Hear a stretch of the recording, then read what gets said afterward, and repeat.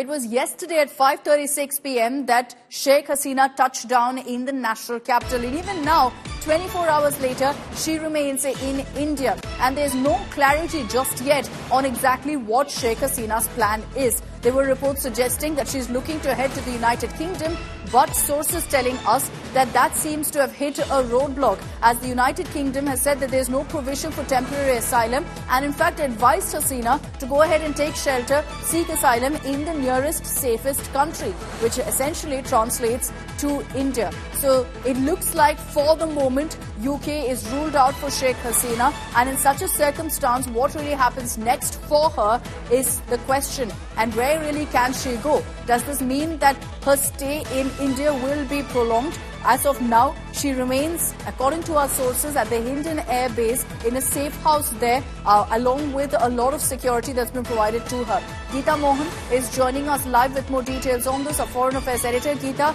it looks like the United Kingdom is more or less ruled out. What does this really mean? Does this mean that Sheikh Hasina now is going to be based in India longer? When the UK says, seek shelter in the safest, nearest country, obviously all eyes, all fingers will be pointed to India.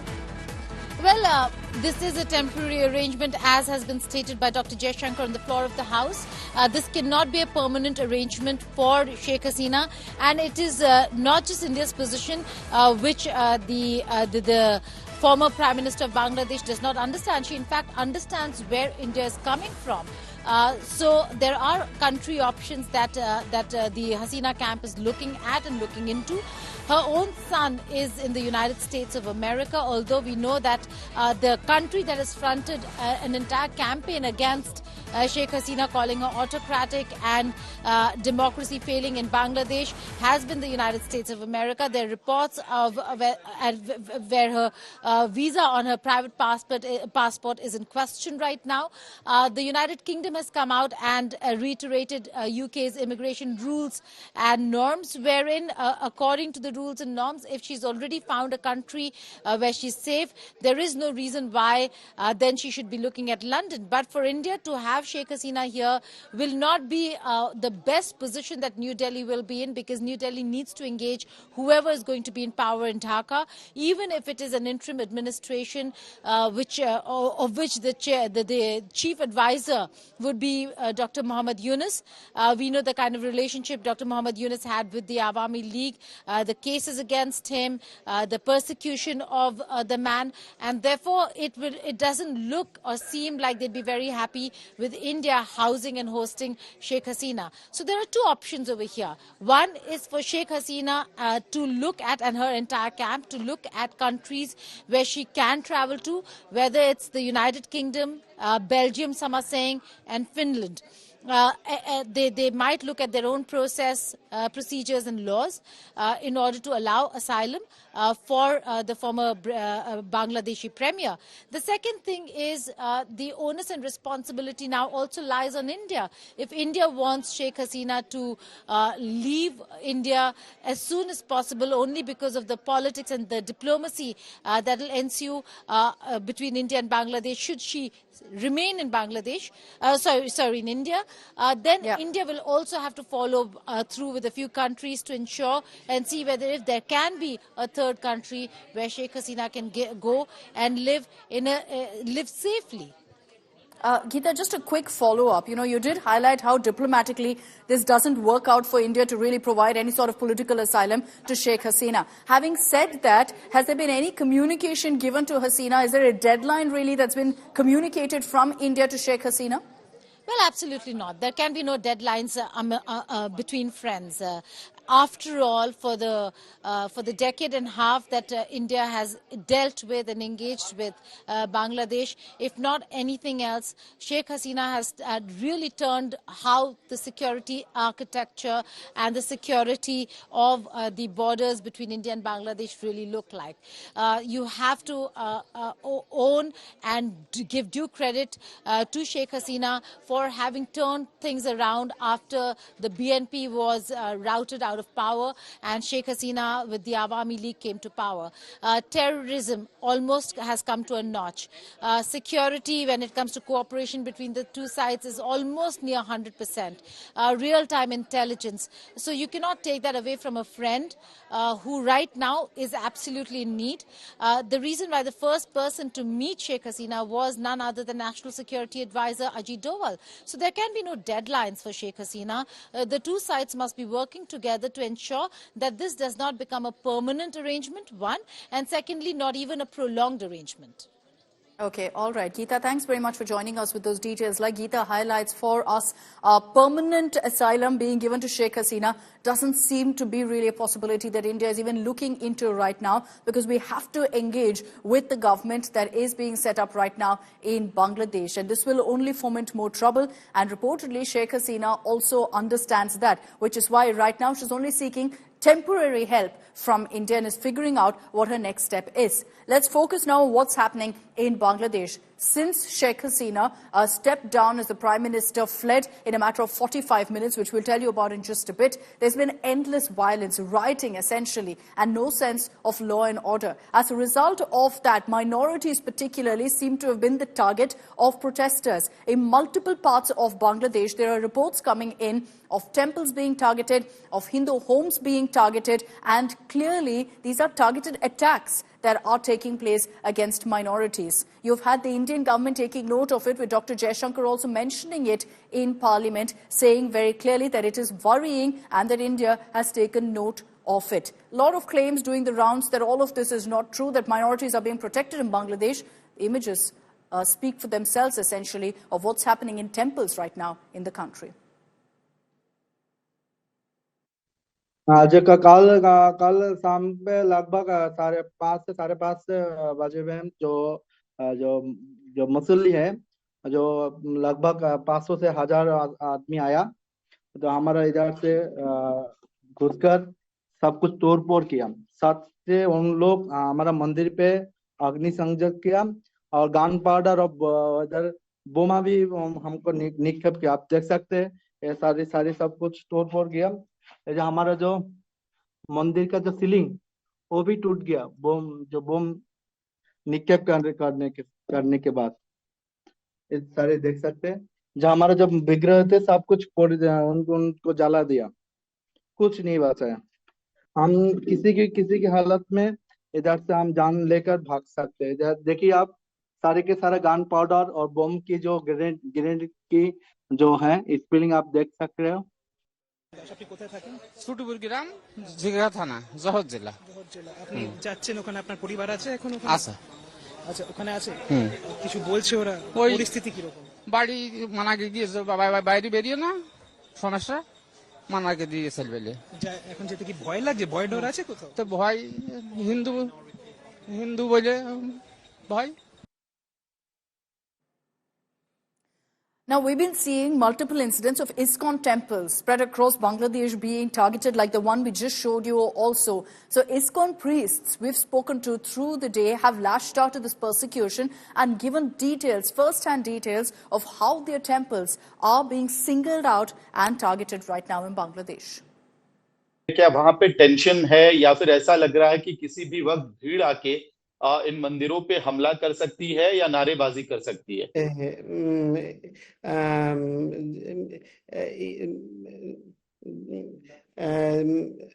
हमला का बहुत संभावना है और सब भक्त लोग और हिंदू जनगोष्ठी पहरा दे रहा है। चिटागंग में 3 टेम्पल में अटैक के लिए चाहिए और थोड़ा अटैक किया, और हिंदू जनगोष्ठी और कुछ मुस्लिम पीपल सहायता किया, मिल से वो प्रतिरोध किया और हिंदू टेम्पल अटैक का संभावना है। एक और चीज, लेकिन ऐसी स्थिति में फिर वहां बांग्लादेश में पुलिस की तरफ से या आर्मी की तरफ से क्या सुरक्षा मिल पा रही है आप लोगों को इस वक्त मंदिरों के लिहाज से? प्रभु जी, मैं कल लोकल प्रशासन ईओनो उपजिला हेड में फोन किया, बांग्लादेश रैपिड एक्शन बटालियन में फोन किया, उन नहीं सहायता के लिए अपारगता किया और पुलिस ड्रेस चेंज किया और भागा। बहुत पुलिस स्टेशन अटैक किया और बहुत पुलिस लोग ड्रेस चेंज किया और भागा। बांग्लादेश में स्थिति बहुत ही नाजुक और चिंताजनक है। निरंतर हम लोग अपने भक्तों के संपर्क में हैं। एक भक्त ने सवेरे बताया कि रात भर उन लोगों को जंगल में रहना पड़ा क्योंकि कल रात को एक मॉब मंदिर को घेर लिया और मंदिर के खिड़की से बम फेंक दिया मंदिर के अंदर और दरवाजे तोड़ने की कोशिश करने लगे। भक्तगण किसी तरह अपनी जान बचाकर मंदिर के पीछे के गेट से जंगल की तरफ भागे। सारी रात उन्होंने जंगल में छुपकर बिताया और आज सुबह जब वे वापस आए तो देखा कि पूरे मंदिर को उन्होंने ध्वंस कर दिया था। जो जगन्नाथ बलदेव सुभद्रा के जो विग्रह थे उनको भी उन्होंने नष्ट कर दिया था।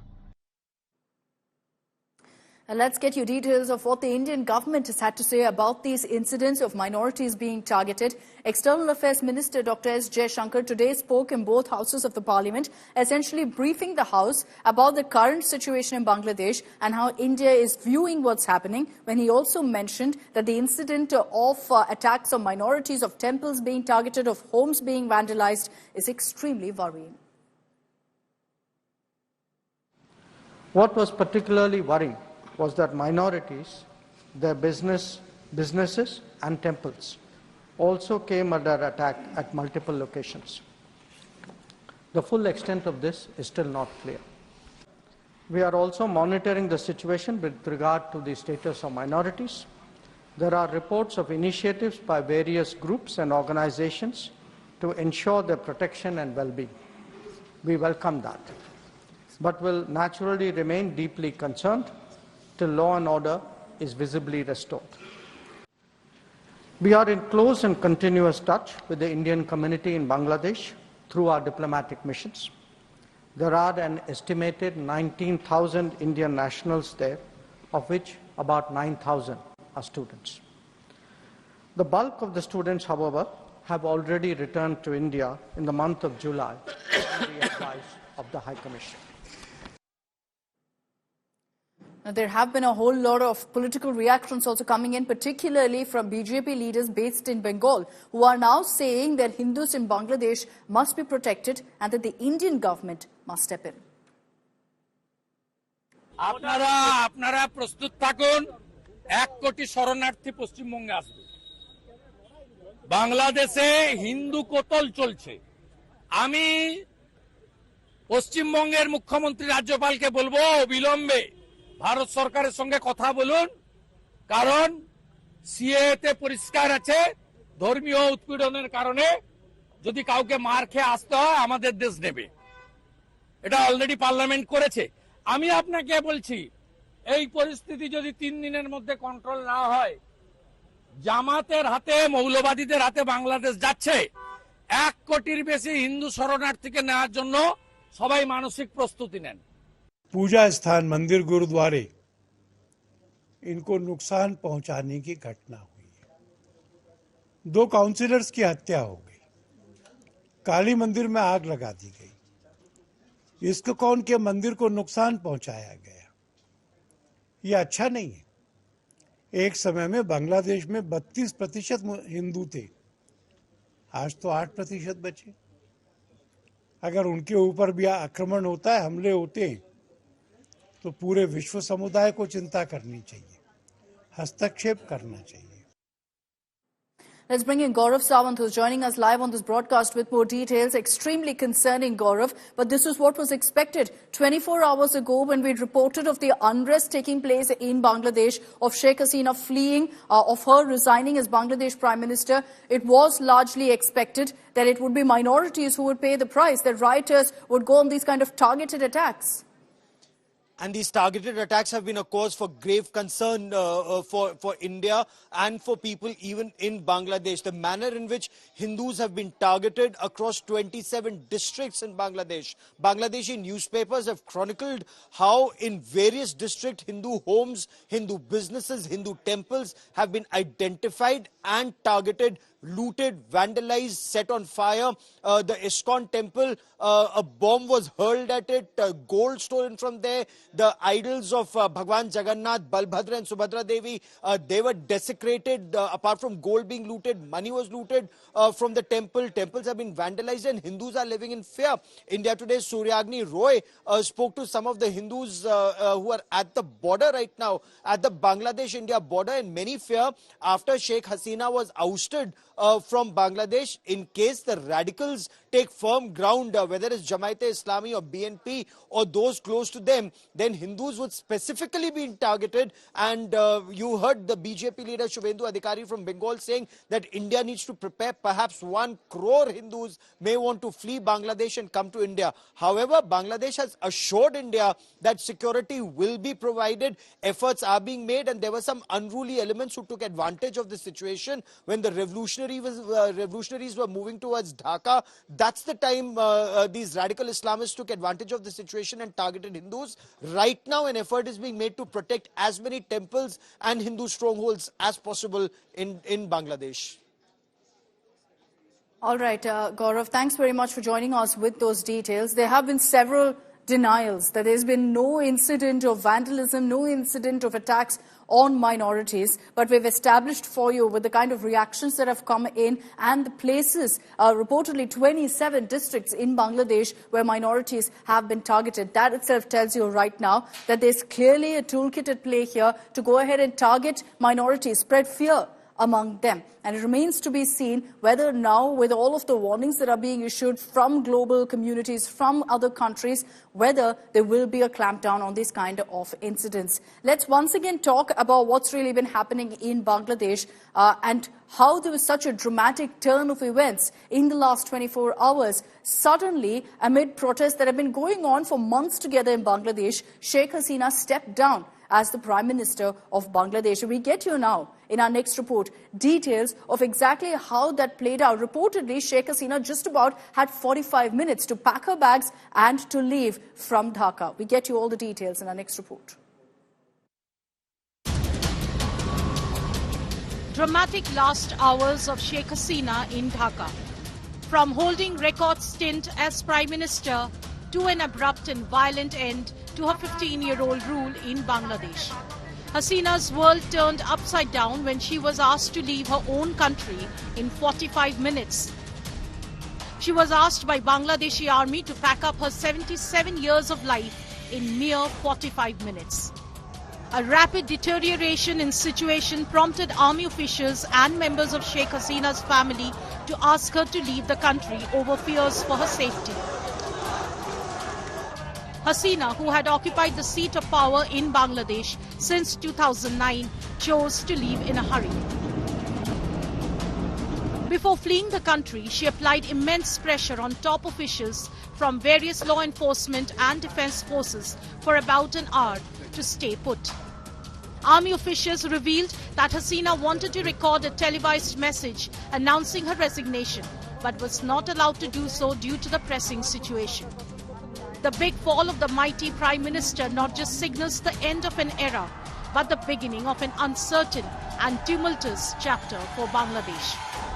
Bureau Report, India Today. And that's exactly what's triggered now all of this unrest and chaos and turmoil in Bangladesh.